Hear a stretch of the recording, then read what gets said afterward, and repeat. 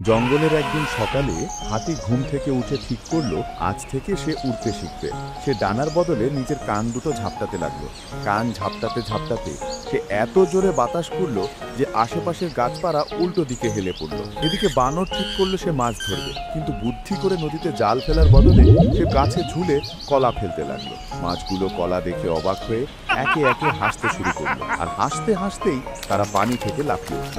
খরগোশ হাসির আওয়াজ শুনে ভাবলো জঙ্গলে নিশ্চয়ই কোনো কনসার্ট হচ্ছে, তাই সে পায়ের নিচে ঘাস গিটার ভেবে টুংটাং বাজাতে শুরু করলো। টুংটাং আওয়াজ শুনে পাখিরা আকাশে বৃত্ত করে ঘুরতে লাগলো, যেন তারা কোনো সার্কাসের অংশ।